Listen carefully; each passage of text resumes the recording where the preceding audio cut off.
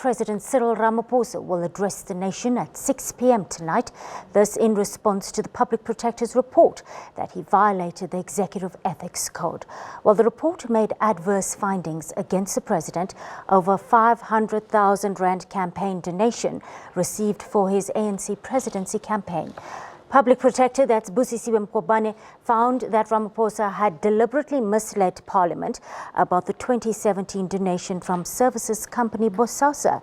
Yesterday, the presidency indicated that Ramaphosa had submitted a substantial response to Mkhwebane's preliminary findings in late June, saying that they were both deficient in fact and law. While releasing her findings on Friday, the Public Protector called on Parliament to discipline President Ramaphosa, this after she found he had deliberately misled Parliament. It can be safely argued that the campaign pledges towards the CR17 campaign were some form of sponsorship, and that they were direct financial sponsorship or assistance from non-party sources other than a family member or permanent companion, and were therefore benefits of a material nature. President's failure to disclose the said material benefits, including a donation from AGO, constitute the breach of the code. President Ramaphosa received assistance from any source other than the member's party which benefit the member in his or personal and private capacity, because as a presidential candidate of the ANC, he received campaign contributions which benefited him in his personal capacity. Being the deputy president of the country and a member of parliament at the time, President Ramaphosa was therefore duty-bound to declare financial benefits accruing to him from the campaign activities. It cannot also be argued that the financial benefits did not accrue to President personally, merely because it was deposited into a trust account of CR17.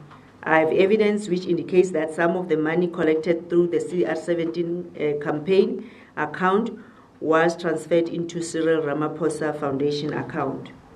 I have also established that the president hosted several dinners where he participated himself and addressed the donors. Therefore, in my view, that is actively participating. Well, to help us unpack this more, we are joined now by Advocate Paul Hoffman. He's a constitutional law expert. He joins us, I believe, via Skype this afternoon. Good afternoon, Advocate, and thank you so much for your time on the SABC News Desk. Good afternoon to you and to your viewers. Let's start with what the supreme law of the land, or the Constitution, provides, or the standards it sets for the conduct of cabinet members, and what exactly does the Executive Members Act or Code of Ethics say on the point of disclosure when it comes to sponsorships, Advocate? Yes, I think you'll find in Section 96 of the Constitution that cabinet members are held to a very high standard. They're expected to put their official duties first and to avoid getting themselves into a conflict of interest situation, or even risking a conflict of interest situation, or benefiting anybody because of the position they hold. Insofar as the disclosure of funding for a political campaign, the CR17 campaign concern, it appears that the Public Protector is right when she says that that funding ought to be regarded as a sponsorship or donation in terms of the Executive Code, and that President Ramaphosa was indeed under a obligation to disclose that in terms of the Executive Ethics Code. All right, Advocate, is it legally possible to be willfully misleading while still acting in good faith? Because upon hearing about about the donation, the President did try to refund it and try to give back the money, and he also informed the Speaker of Parliament of his erroneous answer. And the Public Protector did find he acted in good faith. I guess I'm asking, will the investigation of misleading of Parliament rather stand up to proper judicial scrutiny at this point? I can't see that particular finding standing the test of judicial scrutiny. You cannot, on the one hand, say that, well, let's look at the law first. The law simply says that the President is not allowed to willfully mislead Parliament. That's very clear. Now, what the Public Protector has found is that he acted in good faith, but nevertheless willfully and or inadvertently misled Parliament. Now, that's just legal nonsense. It really reflects very poorly on her competence, or perhaps even on her integrity, to make a finding of that kind. You're either willfully misleading or you are not.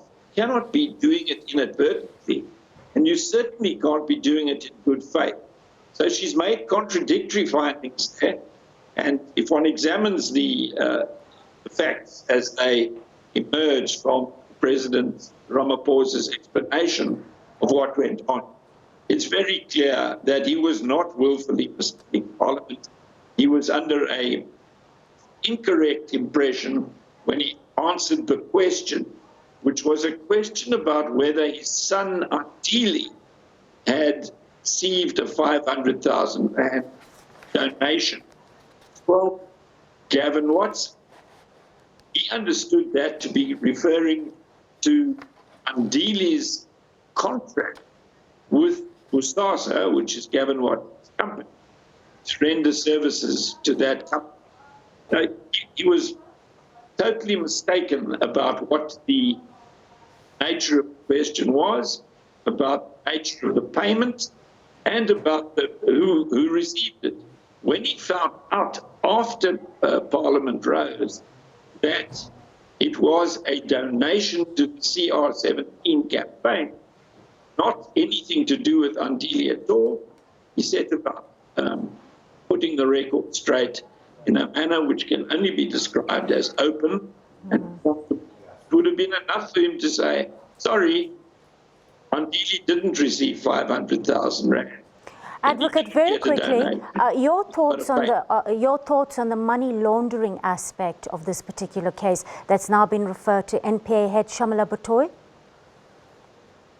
Yes, I think it's in order to refer allegations of that nature to the National Prosecuting Authority. They have the necessary expertise, but as far as I'm concerned, they are not likely to want to prosecute, because I think that it's reasonably possibly true that explanation that President Ramaphosa did not know about the donation of Gavin Watson, and that when he found out about it, he said, pay the money back. Will relieve him of any criminal responsibility. Inadvertently, it's a crime that requires intention. Constitutional law expert there, Advocate Paul Hoffman, joining us via Skype.